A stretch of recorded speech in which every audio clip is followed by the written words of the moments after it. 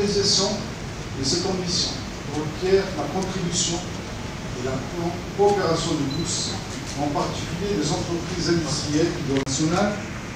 Notre secteur, de par sa transversalité, contribue très largement au renforcement de toute l'infrastructure de notre pays.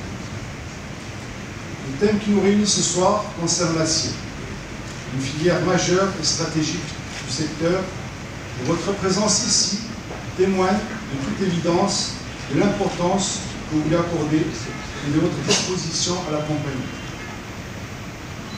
Tous les indicateurs témoignent du potentiel de développement et de croissance de cette industrie, malgré un contexte parfois difficile et enclin à afficher des problématiques ardues.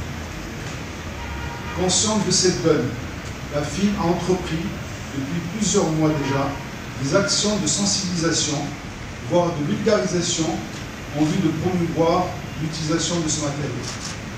C'est donc dans l'optique d'identifier les atouts de l'acier, et ils sont nombreux: recyclabilité, pérennité, performance et esthétique, d'évaluer les freins et le dialogue entre les pouvoirs publics et l'ensemble des intervenants de la filière que cette démarche prospective a commencé. L'ensemble des ministères concernés ont été approchés par la Fédération, à savoir notre ministère de tutelle, le ministère de l'Industrie, du Commerce, de l'Investissement et de l'Économie numérique, le ministère de l'Équipement, du Transport et de la Logistique, le ministère de l'Énergie et des Mines, de l'Eau et de l'Environnement, le ministère de l'Urbanisme et de l'Aménagement du territoire national, et enfin le ministère de l'Habitat et de la Politique de la Ville. Plusieurs réunions ont été programmées avec les différentes directions relevant du ministère de l'Équipement, qui, au passage, je remercie, parce que M. le ministre s'est mobilisé lui-même pour sensibiliser tous les intervenants de son ministère pour accompagner notre démarche. Donc, vous disiez, plusieurs réunions ont été programmées avec les différentes directions relevant du ministère de l'Équipement, aux côtés des industriels et des donneurs d'ordre concernés, tels l'ONDA, l'ANP, l'OSF, l'ADEME et autres.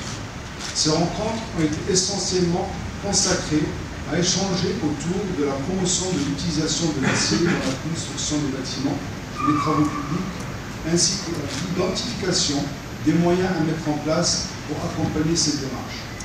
Ceci nous a amené à décider de réactiver le projet MECA et de lancer la création d'un organisme de la promotion de l'acier, Maroc Construction Acier. Une véritable dynamique a donc été annoncée.